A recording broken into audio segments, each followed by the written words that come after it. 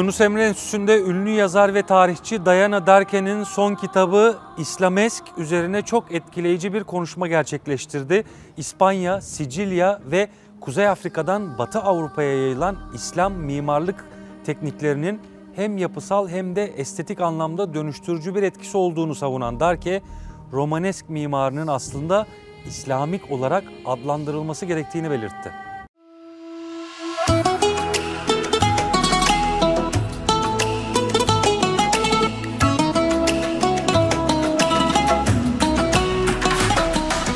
Ünlü yazar ve tarihçi Diana Darke, 25 Kasım 2024'te Londra Yunus Emre Enstitüsü'nde moderatörlüğünü mimar ve akademisyen Şahed Salem'in üstlendiği bir etkinlikte İslamesque adlı kitabını tanıttı. It's a great pleasure to be here again because I came about 18 months ago maybe to talk about Stealing from the Saracens, the first book that I wrote about how Islamic architecture shaped Europe.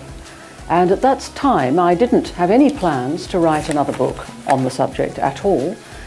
But this second book sort of grew organically out of the first book. So there's actually no overlap. It's not the same material rehashed or anything like that. I didn't even look at the material in Stealing from the Saracens when I wrote this. So it's all completely new discoveries, if you like, that have come out of the new research that I started, and I'll explain as I go along why I began that new research and what actually happened to trigger me in that unexpected direction.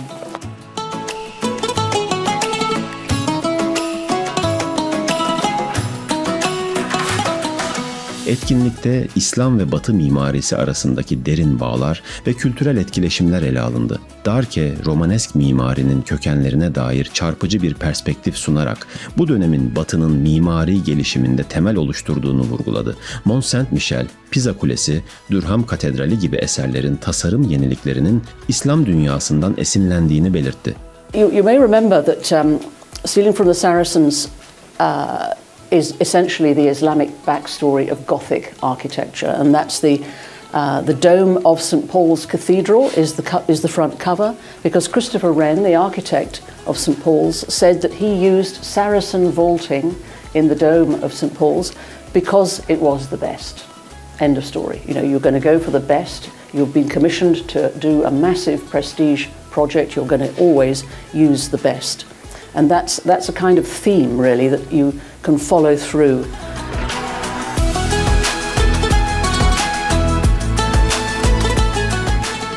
Batı mimarisinin İslam zanaatkarlarının teknik ve estetik katkılarıyla şekillendiğini savunan Dark, Romanesk teriminin yerine İslamesque kullanımını önerdi. Christopher Wren said what we call the Gothic style should rightly be called the Saracen style. So that's what that book is exploring, if you like. But this book is completely different because what I'm looking at here, and I've made up the word Islamesque as a direct challenge to the concept of Romanesque.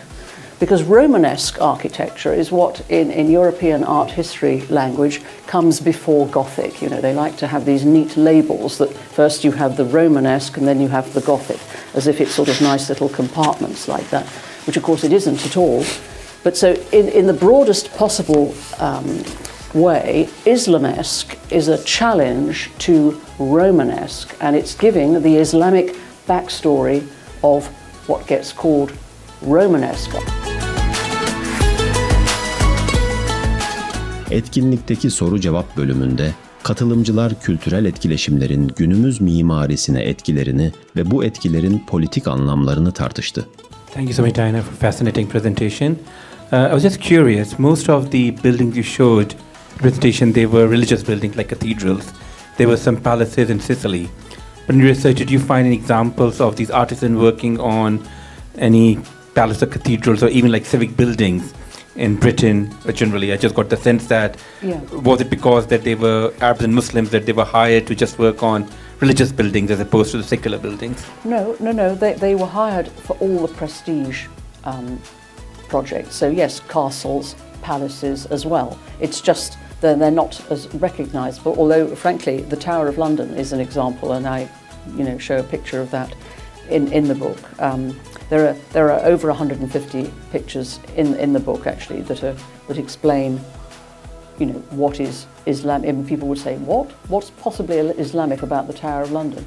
But if you just look at it differently, and you look at the detailing and the way these decorative structural lessines, as they're called, come down the corners and the double windows, you know, you start to see it. Once you actually just change the way you're looking at it.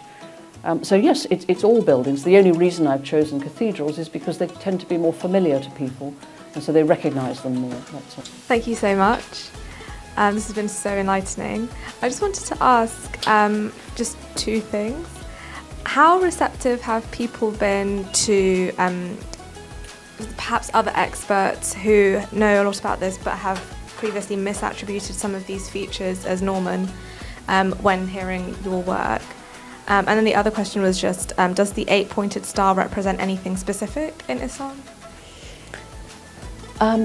It does. And my understanding is that it does. I mean, and it comes over into Christianity. I mean, the 8.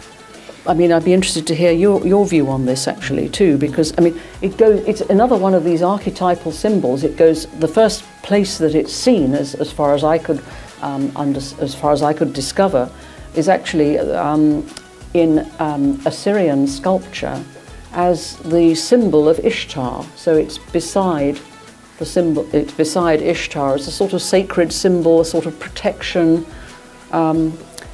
But it. What do you feel? It's a very familiar motif within sort of Islamic geometries. The 8-pointed. Yes. But it goes right back. Yeah. I mean, like so many of these patterns, they do actually go right back into the ancient archetypes. But then, as they start to become things associated with specific meanings. And I mean, my understanding is that the 8-pointed star has a sense of, definitely a sense of holiness and resurrection and even fertility. I mean, Ishtar is a goddess, you know, who is associated with all of those things. Etkinlik kitap imza bölümüyle sona ererken katılımcılara Diana Darke ile birebir iletişim kurma fırsatı sunuldu.